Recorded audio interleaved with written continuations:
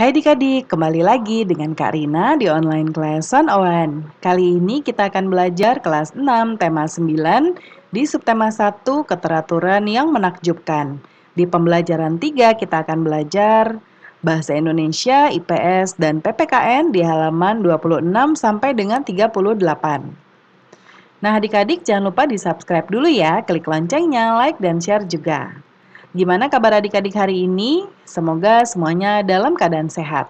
Kita mulai pelajarannya ya adik-adik. Di sini, nah ada gambar-gambar, kita diminta untuk memperhatikan gambar-gambar ini. Ya, nih ada gambar petani sedang membajak sawah menggunakan kerbau, lalu ini menggunakan mesin, ini ada mesin tik yang zaman dulu atau jadul ya. Ini ada laptop. Lalu ada setrika zaman dulu nih. Karina masih sempat dulu nih lihat adik-adik waktu Karina kecil. Adik-adik pasti belum pernah lihat ya. Atau mungkin pernah lihat tapi mungkin di koleksi barang antik atau mungkin dari televisi. Kalau Karina sempat merasakan melihat Ibu Karina menggunakan ini benar-benar untuk menyetrika pakaian ya. Ini pakai arang dalamnya. Kemudian kalau yang ini yang setrika listrik yang kita lihat sekarang. Lalu kalau ini adalah telepon rumah, sekarang sih masih ada ya beberapa, tapi sudah jarang sekali nih ada telepon rumah seperti ini. Ya, karena sekarang sudah menggunakan smartphone. Nah, sekarang adik-adik kita diminta untuk menjawab beberapa pertanyaan ini. Yang pertama, sebutkan nama dan kegunaan benda-benda tadi. Yang pertama, bajak dan traktor ya gambarnya. Dia digunakan untuk mengolah lahan pertanian. Yang kedua, ada mesin ketik dan laptop digunakan untuk menulis. Setrika arang dan setrika listrik untuk merapikan baju. Telepon rumah dan telepon seluler untuk komunikasi. Jelaskan di mana kamu menjumpai benda-benda tersebut, nomor 2. Nah, kalau bajak dan traktor tentunya di sawah ya. Kemudian mesin ketik dan laptop tentunya di kantor-kantor atau di rumah juga beberapa ada.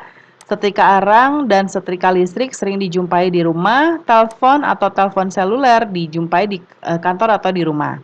Nomor 3, urutkan benda-benda tersebut dari yang paling sering kamu lihat. Ini disesuaikan ya dengan ya adik-adik seringnya lihat yang mana. Ini contoh dari Karina saja. Tentukan benda-benda mana saja yang masih sekarang ada di rumahmu dan masih digunakan, misalnya telepon genggam, setrika listrik, dan juga laptop. Pilihlah satu benda yang paling kamu inginkan, jelaskan kenapa, misalnya telepon seluler karena hampir setiap hari pakai, misalnya karena sekarang kita daring ya. Kemudian berikutnya kita lihat ada ibu guru ya, lalu ada bacaan judulnya Modernisasi dalam Masyarakat Indonesia. Boleh adik-adik baca dahulu. Ya, kemudian sekarang kita diminta untuk Karina coba cek dulu nih.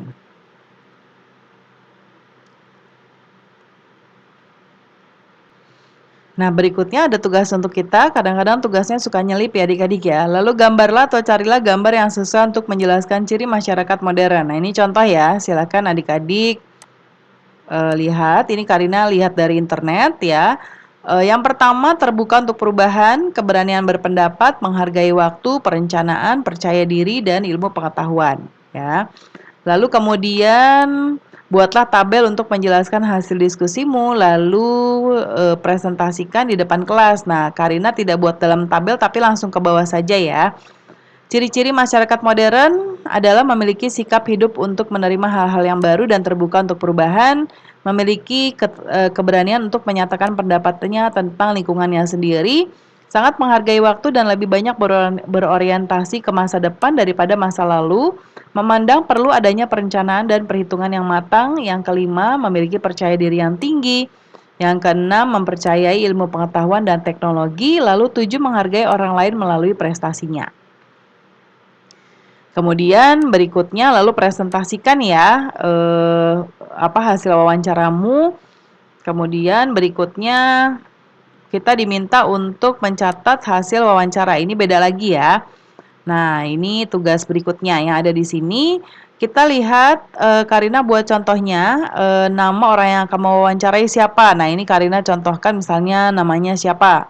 Nah, yang mau wawancarai nama kamu, contohnya Udin atau Karina. Usia narasumbernya berarti usia yang ada di sini nih siapa? Usianya berapa? Taruh di sini.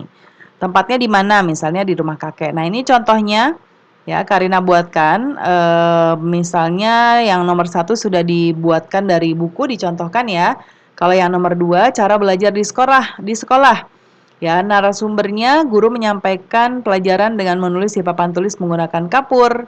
Ya, lalu pewawancara guru menyampaikan pembelajaran dengan LCD dan laptop. Cara menuju sekolah, ada yang narasumber mengatakan dia berjalan kaki, mungkin kalau pewawancara menggunakan kendaraan umum. Alat yang dibawa ke sekolah, membawa alat tulis dalam tas kresek ya, mungkin zaman dulu. Kalau sekarang tas dan alat-alat tulis. Lalu kegiatan setelah pulang sekolah atau saat libur mencari pakan ternak kambing ya kalau narasumbernya mungkin karena hidup di zaman dulu. Kalau sekarang si pewawancara karena masih muda bermain dengan anggota keluarga dan teman. Cara melakukan kegiatan selama libur atau tidak sekolah, misalnya bermain gobak sodor dan egrang. Kalau sekarang mungkin game online di handphone atau mungkin eh, apa eh, meng- melakukan hal lain ya, misalnya bermain juga gitu ya. Mainan atau permainan favorit mungkin zaman dulu permainan egrang, kalau sekarang mungkin sudah banyak yang bermain game online. Kemudian selanjutnya,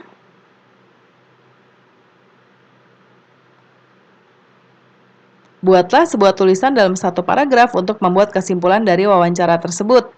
Nah, untuk kesimpulannya, cara hidup yang dilakukan masyarakat saat ini dibandingkan dengan cara hidup masyarakat di masa lalu sangat berbeda. Salah satu penyebab perbedaan tersebut adalah perkembangan teknologi. Perkembangan teknologi memudahkan manusia dalam memenuhi kebutuhan dan menjalankan aktivitasnya. Nah, ada bacaan kembali ya, judulnya Si Hitam. Boleh adik-adik baca dahulu.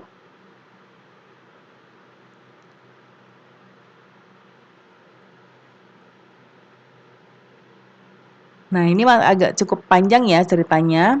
Nah, sekarang kita akan menjawab beberapa pertanyaan terkait dengan cerita tadi. Nomor satu, bagaimana menurutmu cerita fiksi di atas? Apakah kamu menyukai ceritanya? Mengapa? Nah, cerita tadi itu sangat menarik ya karena terjadi pada kehidupan sehari-hari.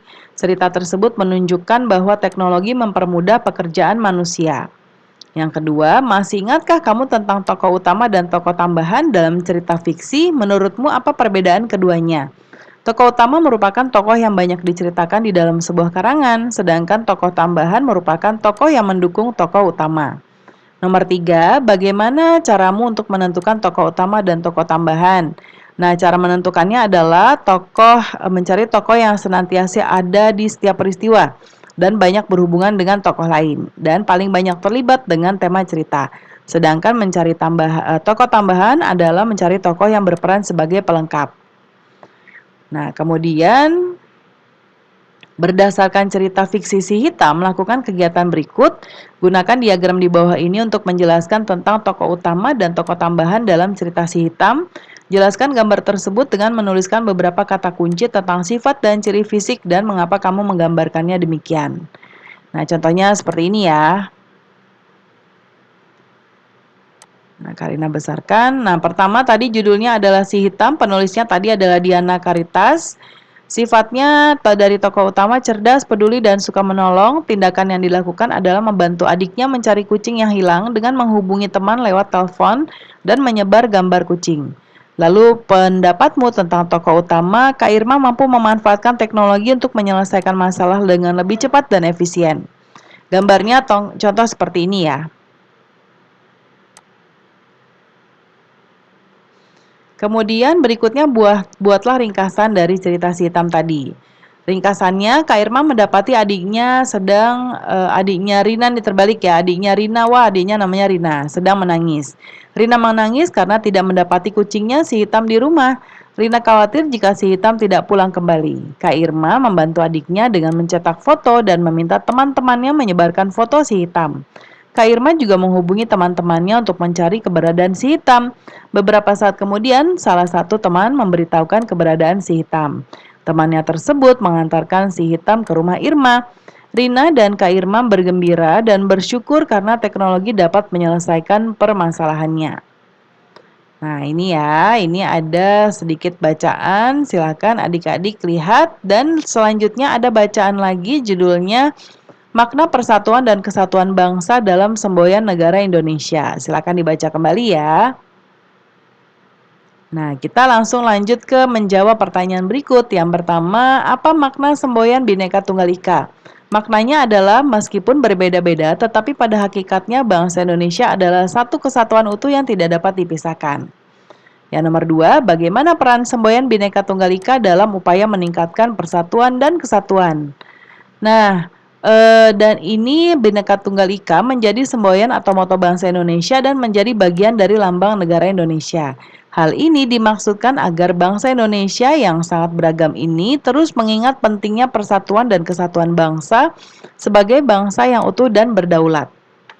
Lalu, mengapa persatuan dan kesatuan bangsa dianggap penting bahkan oleh nenek moyang kita?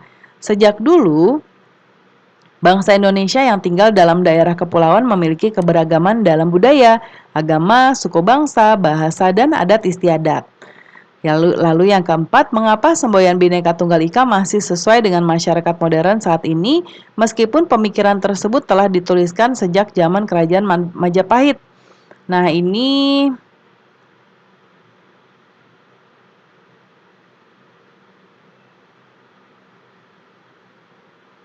mungkin ada agak sedikit berbeda ya adik-adik ya. Semboyan Bhinneka Tunggal Ika masih tetap sesuai dengan zaman modern saat ini karena bangsa Indonesia masih terdiri dari beragam suku dan tersebar di pelosok Nusantara.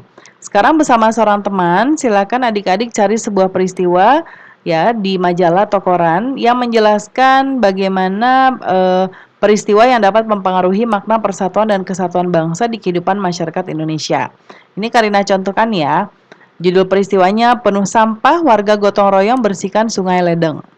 Ya, ini ada di Mojokerto, Jawa Timur. Ini beritanya dari news.detik.com. Makna persatuan dan kesatuan pada gambar secara swadaya warga desa Modopuro, Kecamatan Mojosari, Kabupaten Mojokerto bergotong royong membersihkan Sungai Ledeng yang dipenuhi sampah dan limbah. Gotong royong warga desa Modopuro meningkatkan rasa persatuan dan kesatuan. Nah, berikutnya lakukanlah kegiatan berikut dalam kelompok. Nomor 1, perhatikan lagi cerita fiksi berjudul Si Hitam. Ya, cari peristiwa persatuan dan kesatuan yang ada. Peristiwa persatuan kesatuan yang ada itu adalah ketika Kak Irma dan teman-temannya membantu Rina mencari kucingnya yang hilang. Yang kedua, gambarkan peristiwa dari dalam cerita tersebut. Nah, ini contohnya ya, menempelkan fotonya si hitam. Ya. Lalu pada nomor 3, pada bagian di samping gambar, buatlah sebuah gambar lain yang menceritakan peristiwa persatuan dan kesatuan di sekolahmu. Mungkin ini ya sedang piket kelas ya. Dan terakhir, ayo renungkan bentuk kehidupan modern seperti apa yang kamu lihat di sekitarmu. Contohnya ya, ini nanti adik-adik sesuaikan dengan sekitar adik-adik. Karina buat contoh jawabannya. Salah satunya adalah gaya hidup dengan teknologi komunikasi. Contohnya adalah munculnya smartphone dan media sosial yang membawa perubahan terhadap kehidupan di segala bidang. Bagaimana kamu menerapkan semboyan Bhinneka Tunggal Ika dalam kehidupan modern saat ini? Indonesia merupakan negara yang kaya akan keanekaragaman suku, agama, ras, serta antar golongan. Semboyan Bhinneka Tunggal Ika dapat diterapkan dengan cara menghormati, saling mencintai, dan saling menyayangi tanpa memandang dari mana asal mereka. Apakah tantangan terbesarmu dalam menjaga persatuan dan kesatuan bangsa di sekitarmu? Menurut saya tantangan terbesar adalah isu-isu SARA yang sering terjadi di sekitar kita.